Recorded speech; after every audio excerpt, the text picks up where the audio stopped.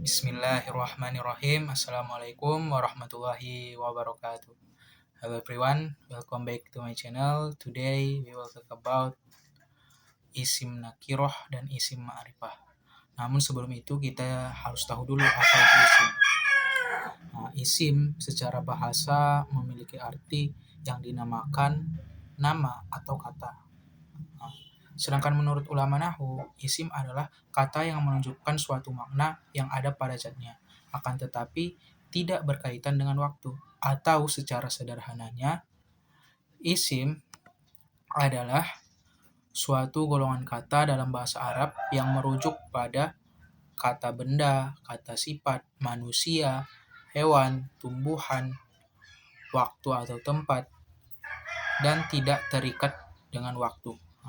Artinya tidak terikat dengan waktu di sini bahwasanya kata tersebut baik itu terjadi di masa lalu, masa sekarang, atau masa yang akan datang, maknanya akan tetap sama dan tidak ada yang berubah. Terus kita masuk ke materi kita yang pertama, yaitu isim nakiroh, yang mana isim nakiroh ini adalah pembagian isim berdasarkan kejelasannya. Dibagi menjadi dua, yang pertama itu isim nakiroh dan yang kedua isim ma'rifah. Kita masuk ke yang pertama dulu, isim nakiroh. Isim nakiroh adalah kata benda dalam bahasa Arab yang maknanya belum jelas atau masih bersifat umum. Ini biasanya ditandai ada ciri-cirinya. Yang pertama, maknanya itu masih umum atau tidak tertentu, kan? Kemudian yang kedua yaitu menerima tanwin, dan yang ketiga tidak ada al di depannya. Untuk contohnya kita masuk ke contoh yang pertama. Misalnya dakhala talibun ilal fasli, yang mana artinya seorang siswa masuk ke dalam kelas. Kata talibun di sini menunjukkan bahwa ia adalah isim nakiroh. Mengapa? Karena maknanya masih umum gitu. Talibun di sini masih diartikan sebagai seorang siswa gitu. Belum secara spesifik dijelaskan siapa orang tersebut. Kemudian yang kejelasan kedua, ia juga menerima tanwin di akhir kalimatnya, itu talibun, kata bun. Talibun, di sini bunnya menerima tanwin. Kemudian yang ketiga itu tidak ada al di depannya. Kenapa tidak ada al di depannya? Karena apabila nanti kita tambahkan al di depannya, maka itu bukan isim nakiroh, tapi akan berubah menjadi isim ma'rifah. Seperti itu. Kita masuk ke materi selanjutnya, yaitu isim ma'rifah. Isim ma'rifah adalah kata benda yang menunjukkan makna yang sudah jelas dan bersifat khusus. Biasanya ini ditandai ataupun ada ciri-cirinya. Yang pertama, maknanya sudah jelas atau tertentu. Kemudian yang kedua, tidak menerima tanwin. Dan yang ketiga, dimasuki al di awal kalimatnya. Yang mana isim ma'rifah ini sendiri dibagi menjadi 7 macam. Yang pertama, alif lam. Contohnya sendiri, misalnya at-talibu mujtahidun, siswa itu rajin. Yang mana kata at-talibu di sini termasuk ke dalam isim ma'rifah karena ia telah dimasuki oleh al.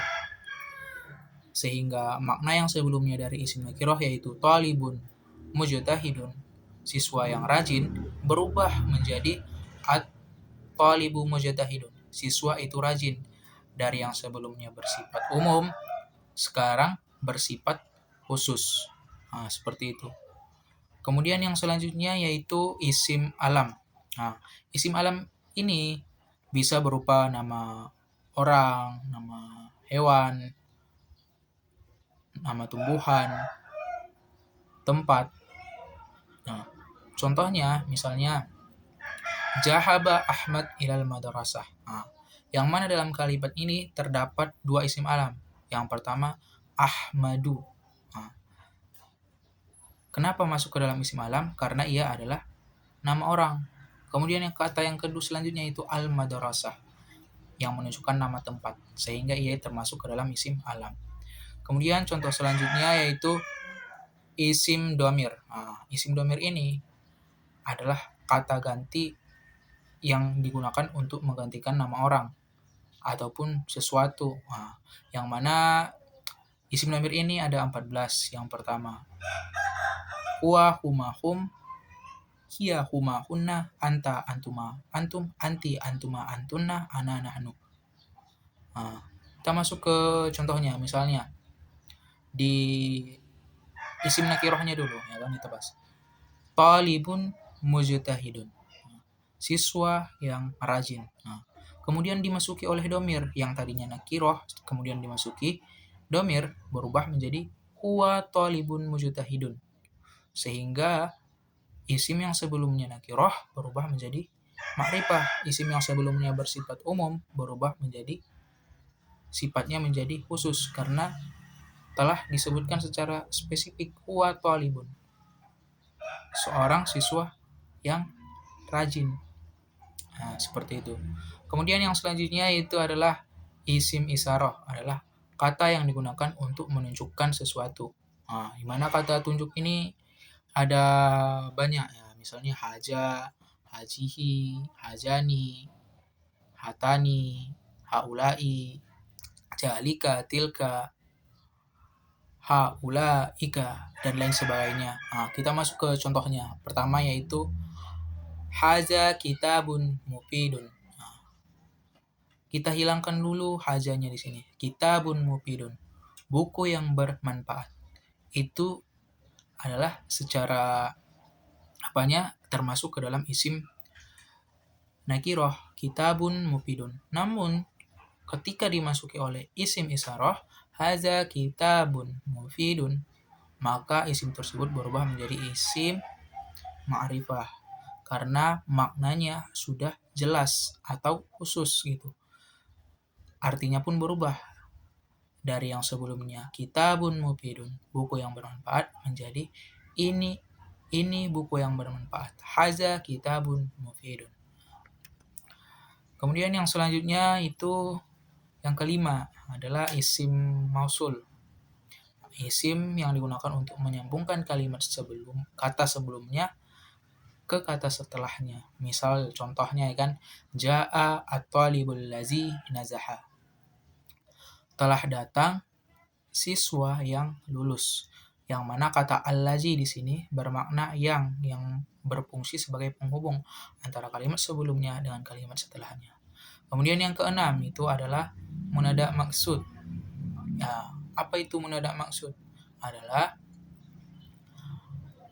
kata yang sebelumnya berbentuk isim nakiroh, namun setelah dimasuki oleh munada maksud ini, maka maknanya berubah menjadi isim ma'rifah.